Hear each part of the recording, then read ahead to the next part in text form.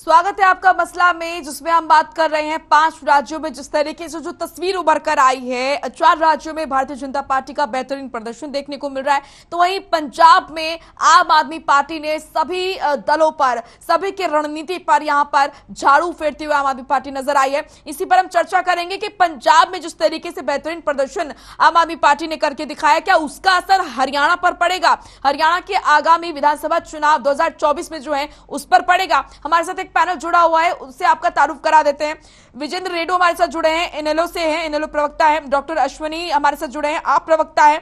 विकास वाल्मीकि हमारे साथ जुड़े हैं, बीजेपी प्रवक्ता है। महिमा सिंह जुड़ी हैं, जो कि कांग्रेस से प्रवक्ता है। आप सभी का स्वागत है हर खबर पर। सबसे पहले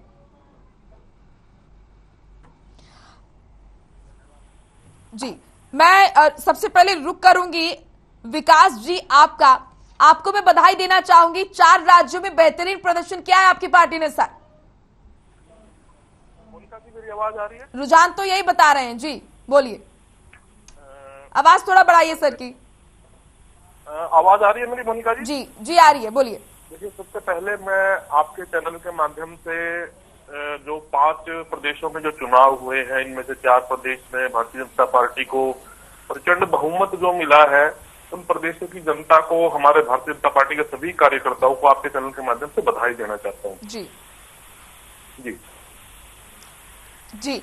अच्छा, आपसे ये जानना चाहूंगी, सबसे पहले आपको बधाई देना चाहूंगी सर, बेहतरीन प्रदर्शन किया आपकी पार्टी ने।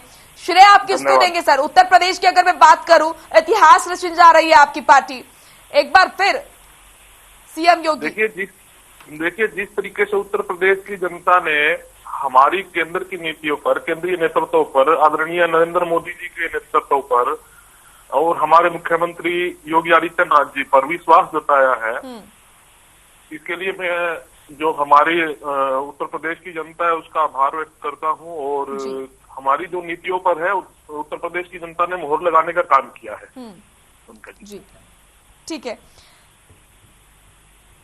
डॉक्टर अश्विनी जी, बधाई के पात्र तो आप भी है सर, क्योंकि पंजाब में जिस तरीके से बेहतरीन प्रदर्शन, ये कहीं ना कहीं कल्पना किसी ने भी नहीं की थी, मुझे लगता है आपने भी नहीं की होगी कि इतना बेहतरीन प्रदर्शन आपकी पार्टी करेगी। क्या कहेंगे सर, आपकी प्रतिक्रिया? जी धन्यवाद। आम आदमी पार्टी ने कल्पना नहीं, आम आदमी पार्टी ने जिस तरीके से जो चुनाव आम आदमी पार्टी ने पंजाब में लड़ा, पंजाब में आम आदमी पार्टी ने नहीं, पंजाब के लोगों ने ये चुनाव खुद लड़ा। और पंजाब के जो लोग हैं उन्होंने ये जो चुनाव है, ये अपने मुद्दों के, अपने हकों की लड़ाई खुद लड़ी।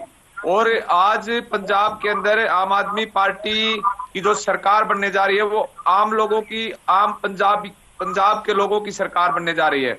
क्योंकि जिस तरीके से जो गारंटी आम आदमी पार्टी ने पंजाब में दी, पंजाब के लोगों ने उस गारंटी पर विश्वास किया। और जो एक माफिया, वहां रेता माफिया था और जो नशे का माफिया था, उसको बिल्कुल चोट पहुंचा करके आम आदमी पार्टी को यहाँ इसमें सरकार बनाने का मौका दिया।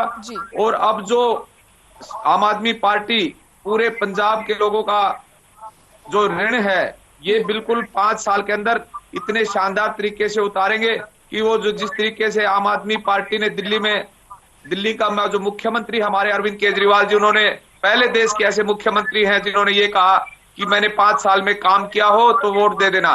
तो आने वाले समय में पंजाब में भी हम अगला जो चुनाव लड़ेंगे, वो उसमें ये कहने की जरूरत नहीं पड़ेगी कि हमें क्षेत्र के लिए वोट दे देना, हमें धर्म के लिए वोट दे देना। तो हम आम आदमी पार्टी का जो मुख्यमंत्री भगवंत मान अगली बार ये कह के वोट मांगे, अगर 5 साल हमने काम किया है तो वोट दे देना। जी बिल्कुल।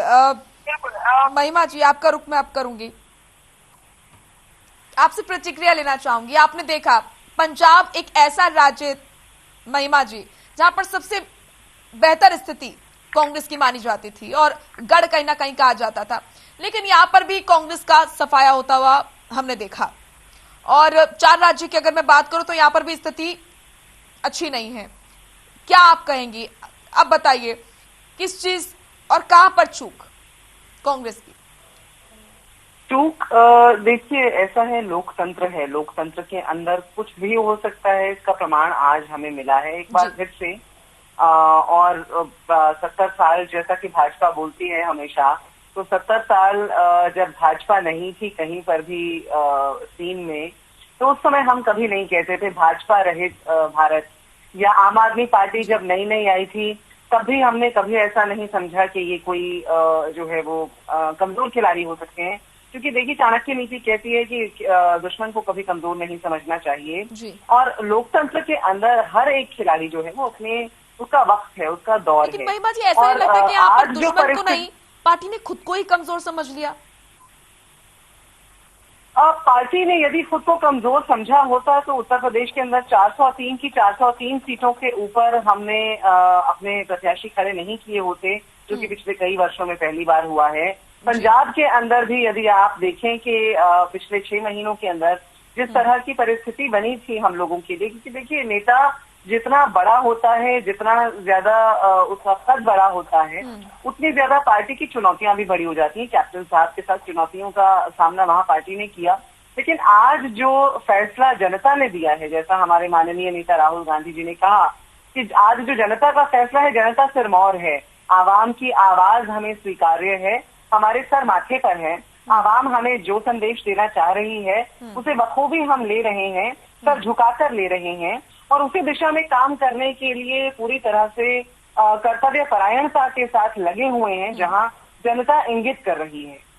और महिमा जी बहुत जरूरी है, देखिए अभी जो चीजें देखने को मिली है उससे कहीं ना कहीं कांग्रेस को सीख लेनी चाहिए, कहां पर कमी है और कहां पर सुधार होना चाहिए। देखिए पंजाब में कहीं ना कहीं जो खुलकर विरोधाभास हमने देखा वो कम होना चाहिए और आत्ममंथन की बहुत जरूरत है, ये मानती हैं आप? कांग्रेस की सीख के साथ साथ एक बात और है, आपका नाम मैं नहीं जान पाई, क्षमा चाहती हूँ। जी, मोनिका गुप्ता। मोनिका जी, कांग्रेस की सीख के साथ साथ एक बात और है कि ये आज जो विचारधारा की जीत हम देख रहे हैं, हम चरखे की विचारधारा के लोग हैं, आज बुलडोजर की विचारधारा की हम जीत देख रहे हैं। तो इसलिए ये नफरत की राजनीति करके हम कदापि देश को विभाजित करके कभी हम नहीं चाहते कि हम अपनी राजनीति को चमकाएं। ये जिनकी राजनीति है उन्हें मुबारक, हम अपनी सीख तो ले ही रहे हैं, हम साथ साथ ये भी सीख ले रहे हैं कि राजनीति समाज का प्रतिबिंब है और ये प्रतिबिंब यदि हमें कुछ ऐसा दर्शा रहा है जहां चर्चा तो आप महिमा जी आप कह रही हैं कि जनता ने विभाजन की राजनीति को स्वीकारा है, आप ये कह रही हैं? बिल्कुल। देखिए ऐसा है कि ये बहुत समय से ये लोग जमीनी स्तर पर जो काम करते रहे हैं, आज उसका परिणाम सामने है। कांग्रेस को जमीनी स्तर पे काम करने की आवश्यकता है और इस आवश्यकता को बहुत समय से हम रियलाइज भी कर रहे हैं और उस ओर काम भी कर रहे हैं। जमीनी स्तर पर हमारा सदस्यता अभियान शुरू हो चुका है और वो अभी हाल में नहीं शुरू हुआ, चंद महीनों से चल रहा है और अब वो जोर पकड़ेगा। ये समय है हमारे लिए पार्टी को जमीनी स्तर से जोड़ने का। जमीनी कार्यकर्ता उसे लेकर जा रहे हैं समाज के जर्रे जर्रे के बीच। ठीक है विजेंद्र जी, अब आपकी छोटी सी मैं प्रतिक्रिया चाहूंगी। 5 राज्यों में जो रुझान आपने देखे सर, जल्दी से आपकी प्रतिक्रिया। पंजाब, उत्तराखंड, यूपी, मणिपुर, गोवा, जिस तरीके से आप देखते हैं इन 5 राज्यों को जो रिजल्ट आया है, क्या समझते हैं आप इस रिजल्ट से सर? मोनिका जी, सबसे पहले तो मैं अपनी पार्टी की तरफ से ये जो 70-90 MLA अभी बने हैं 5 स्टेट में, सभी विजेता MLA को मैं बहुत बहुत बधाई देता हूँ और पार्टियों को भी हम बधाई देते हैं और जनता के मैंडेट को हम सैल्यूट करते हैं, क्योंकि जनता का निर्णय प्रिय निर्णय होता है और इसलिए हम उसके सामने नतमस्तक होते हैं। मोनिका जी, मैं आपके मूल क्वेश्चन पर आना चाहूंगा। आपने पहला क्वेश्चन उठाया था, क्या पंजाब की राजनीति का प्रभाव हरियाणा प्रदेश में पड़ेगा?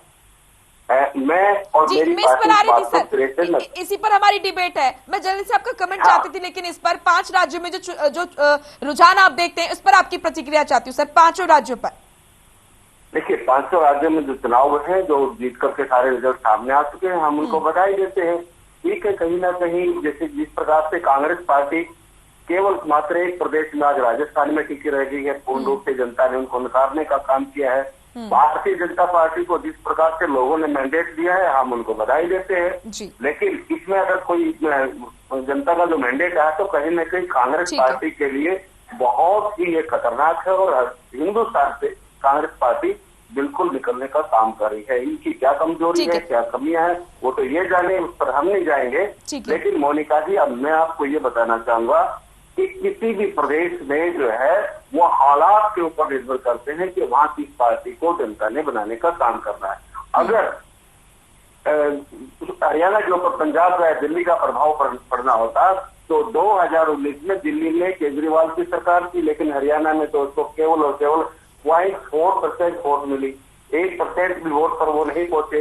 इसी प्रकार से कांग्रेस की सरकार जो है ना इसमें थी, अपना पंजाब में थी, लेकिन हरियाणा में तो बीजेपी की सरकार बन गई। इसलिए हम ये नहीं मानते कि एक स्टेट की राजनीति का दूसरे स्टेट के ऊपर प्रभाव पड़ता है। सर, पंजाब में आम आदमी पार्टी की जीत क्या आपको आसान लगती है सर? क्षेत्रीय पार्टी पंजाब में भी थी, देखिए कितने कद्दावर नेताओं को हराया है, देखिए आम आदमी पार्टी के प्रत्याशियों ने, कितने साधारण प्रत्याशी रहे हैं। देखिए इसमें कांग्रेस कहते हैं कि ये जिसकी अपनी गाड़ी में आग लगी हो तो दूसरों को क्या बुझाएगी। जिस प्रकार से इलेक्शन के दौरान कैप्टन अमरिंदर को हटा करके और नवजोत सिंधु को या चन्नी जी को वहां पर कमान सौंपने का काम किया, और स्वयं इलेक्शन के दौरान भी चन्नी जो है ना सिद्धू जी को बुराई कर रहा है, सिद्धू जो है चन्नी जी के साथ झगड़ रहे हैं। ये तो आपसी कलह है। कांग्रेस में आज जिस प्रकार से फूट है वो कांग्रेस कहीं नहीं ठहरेगी। हरियाणा प्रदेश में इससे भी बुरा कांग्रेस का हाल होगा देखना आने वाले 2024 के चुनाव में। और हरियाणा प्रदेश में दूसरी बात मोनिका जी, और मैं आपके चैनल के माध्यम से हरियाणा प्रदेश के निवासियों से बताना चाहूंगा कि पंजाब के हालात एक ऐसे थे, कांग्रेस कहीं स्टैंड नहीं करती थी, आपस का उनका झगड़ा चला होता। और जहां पर एसजेडी सरकार की हम बात करें तो उनके हालात भी आपने देख लिए थे, किस प्रकार से नशों के ऊपर और इसके इल्जाम उनके ऊपर लगे हुए थे, पैसे का इल्जाम लगे हुए थे। तो वहां अन्य कोई विकल्प नहीं था, इसलिए जनता ने वहां आप पार्टी को चुनने का काम किया है और मैं आप पार्टी को बधाई भी देता हूँ। लेकिन हरियाणा प्रदेश में मोनिका जी ऑलरेडी एक विकल्प है। जिस प्रकार से हरियाणा प्रदेश में आप पार्टी को 2019 में केवल 1% भी वोट नहीं मिला। तो सर देखिए, ये बात तो आप मानते हैं कि हरियाणा में मैन पावर नहीं है आम आदमी पार्टी के पास। जिस तरीके से जो ताकत पंजाब में झोंकी गई है ना सर, ऐसे किसी भी राज्य में मेहनत नहीं की आम आदमी पार्टी ने। और अगर यही मेहनत अगर यहाँ पर की देखिए यही गलती की है तमाम राजनीतिक दलों ने कि आम आदमी पार्टी को हल्के में लिया है। नहीं मोनिका जी, आपसे यही कहूंगी कि हल्के में तो कम से कम ना लीजिए इस पार्टी को। हाँ नहीं मोनिका जी, मैं कहूंगा कि 2017 का जो असेंबली इलेक्शन पंजाब में हुआ था, उस टाइम आम आदमी पार्टी को पंजाब के लोगों ने कहीं नहीं अपनाने का काम कर लिया था, क्योंकि उस टाइम भी इनको 20 MLA दे दिए थे आम पार्टी को और 17% वोट परसेंटेज आम आदमी को मिला था 2017 के इलेक्शन में। जबकि एक MP भी इनका भगवत मान जी को MP भी बना दिया था पंजाब ने। 17 में कहीं ना कहीं इसने पैर जमाने शुरू कर दिए थे। वही इन्होंने हरियाणा में भी कोशिश की थी, लेकिन हरियाणा में की जनता ने इनको सिरे से निकाल दिया था और इनको मात्र 0.5% वोट भी न देकर के इनको वोट दे सकते। आपकी यहाँ जरूरत नहीं है, क्योंकि यहाँ ऑलरेडी एक इंडियन नेशनल लोकदल पार्टी विकल्प के रूप में खड़ी है।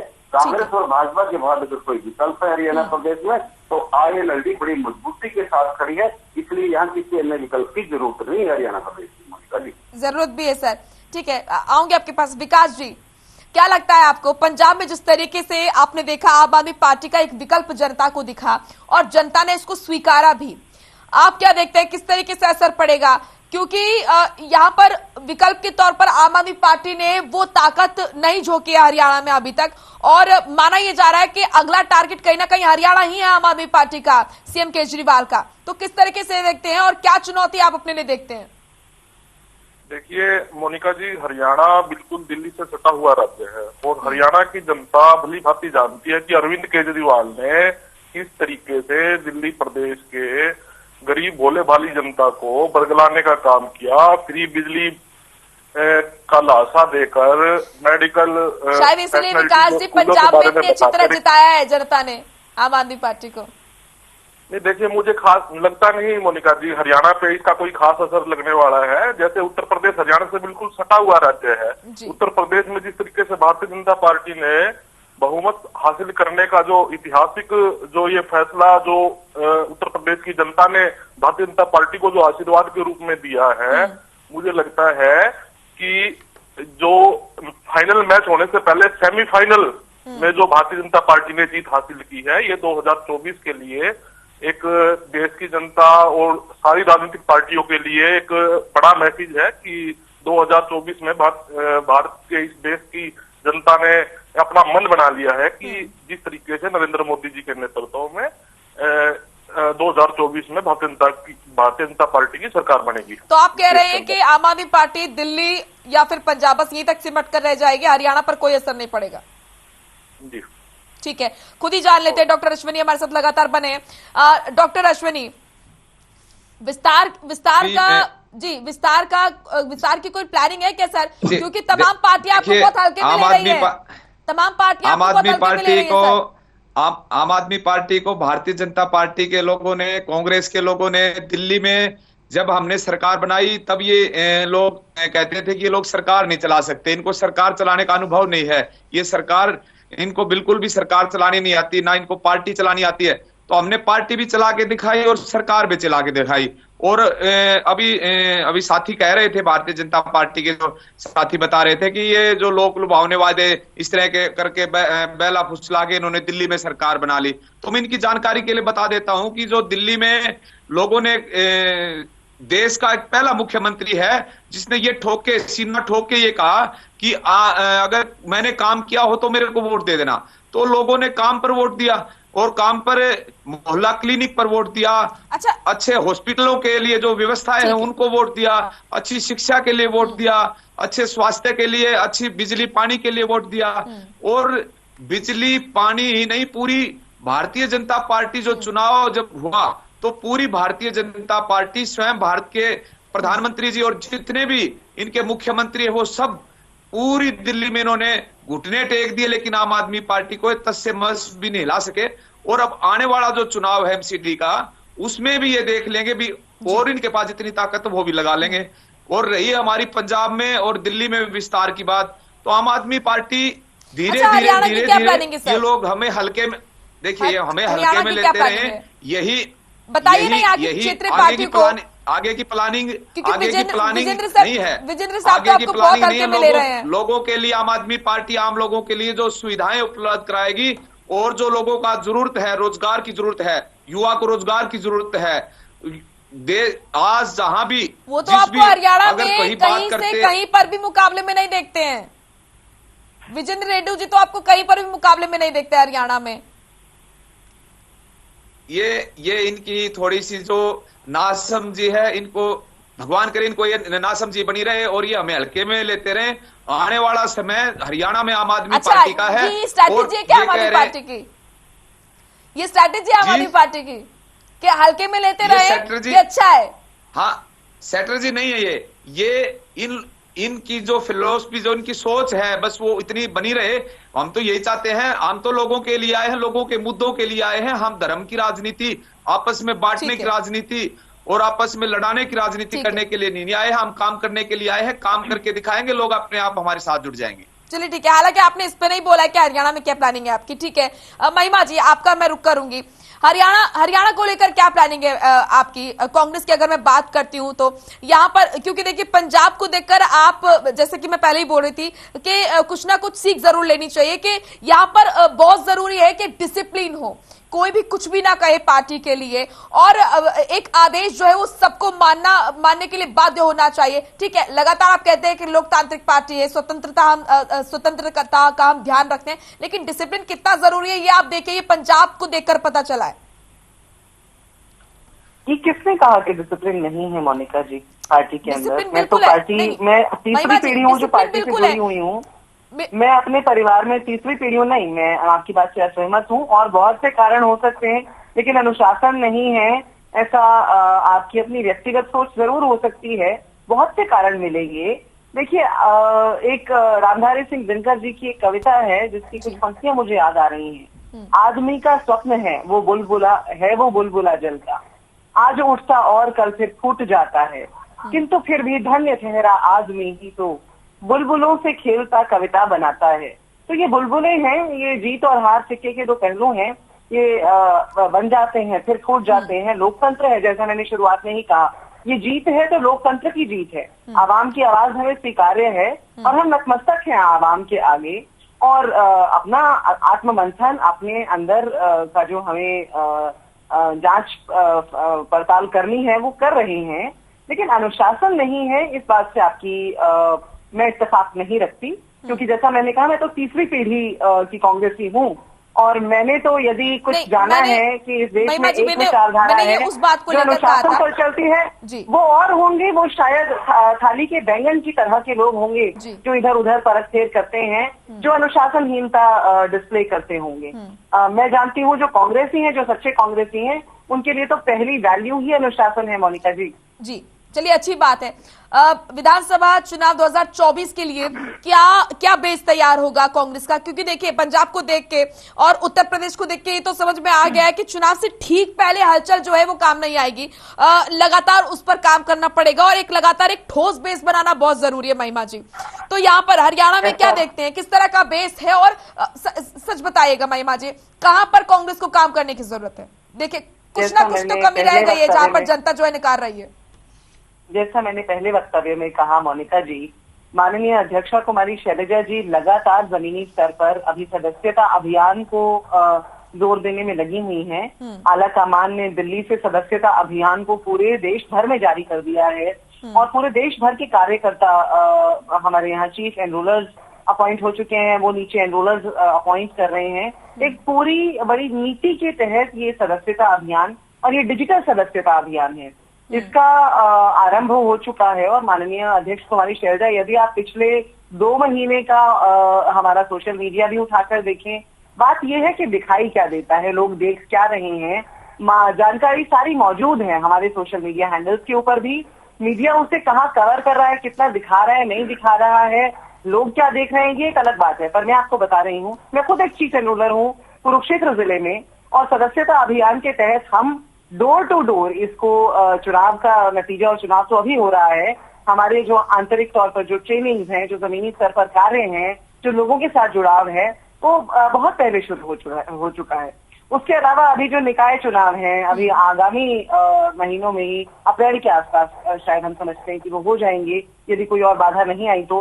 पंचायत के चुनाव तो भाजपा की मेहरबानी से, भाजपा जजपा की मेहरबानी से डिलेड हैं, स्थगित हुए हैं, और मुझे लगता है 1.5 साल की देरी उसके अंदर है। उसको लेकर भी हम नागरिकों की जो ग्रीवांसेज हैं, उनके जो दुख हैं, उनको सुनते रहते हैं कि किस प्रकार से जो लाल डोरे की जमीनें हैं, पंचायती जमीनें हैं, उनके ऊपर कब्जे हो रहे हैं, सरकार की तरफ से क्या है। आप देखिए, हरियाणा के अंदर 25 करोड़ का सीक्रेसी का बजट होने के बावजूद जो अनिल नागर जैसे जो केसेस हैं वो हो जाते हैं, कैमरे की निगरानी के अंदर से पेपर लीक होते रहते हैं। तो कांग्रेस लगातार प्रयासरत है कि ये मुद्दे जनता के सामने आने चाहिए, चाहे वो शराब घोटाला हो, चाहे वो पेपर लीक घोटाले हो, चाहे वो किसी भी प्रकार के। और माननीय अध्यक्षा हर दिन हर रात जमीन पर हैं, बाहर ग्राउंड्स पर हैं। मुझे तो एक भी दिन पिछले बहुत से महीनों में याद नहीं आता कि उन्होंने विराम दिया हो, आराम किया हो।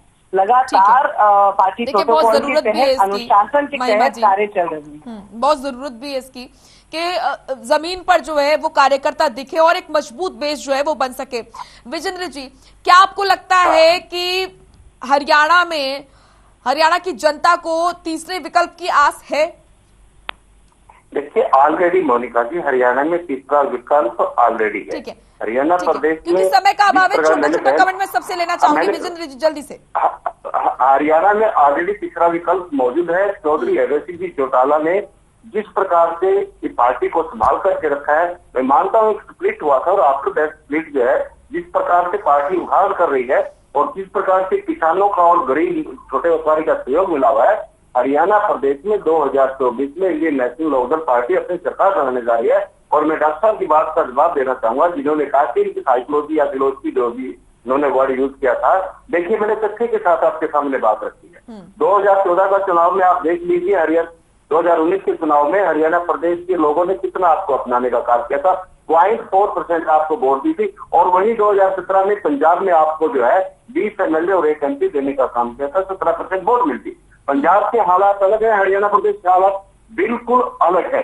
पंजाब में जिस प्रकार से कांग्रेस की आपस की लड़ाई थी और जो अपने श्रोमणी अकाली दल की गवर्नमेंट हुआ करती थी, उसमें जिस प्रकार के जन विरोधी कुछ कार्य से हुए या तो नशे का कारोबार में ज्यादा बढ़ करके आ गए, इसलिए वहां के लोगों ने समझा कि आप पार्टी कहीं ना कहीं कुछ नया करके दिखा सकती है। वहां की तरह कोई विकल्प भी नहीं है। श्रोमणी अकाली दल और जो है ना, पंजाब में करके दिखा सकती है, तो हरियाणा में क्यों नहीं?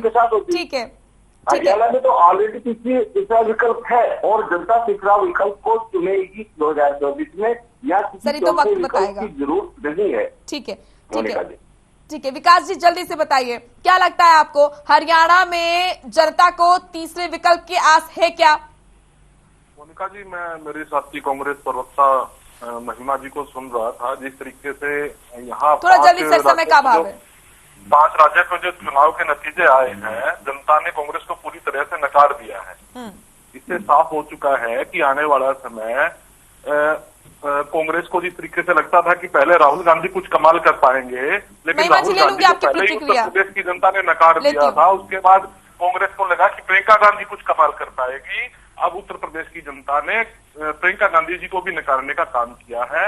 और मैं हमारी कांग्रेस की प्रवक्ता शक्ति को बताना चाहूंगा कि 1985 के बाद उत्तर प्रदेश के अंदर आपकी पार्टी 50 का आंकड़ा भी नहीं छुपाई है बहन जी। ठीक है, ठीक है, ठीक है विकास जी।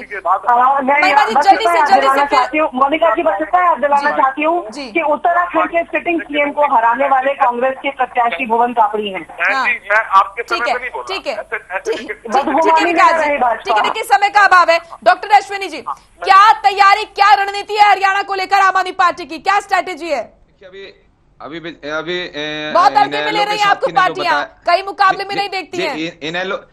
इनेलो के साथी ने बताया कि उनका हरियाणा का विकल्प इंडियन नेशनल लोकदल हरियाणा विकल्प नहीं है। वो पार्टी तो खत्म हो गई है, जिनका जो 30-31 विधायकों से एक विधायक पर आ गई है। जिस पार्टी को खत्म हो चुकी उसका तो विकल्प बात मत करो। ऐसी बातें पंजाब में अकाली दल भी करता था, जो खत्म हो गए हैं।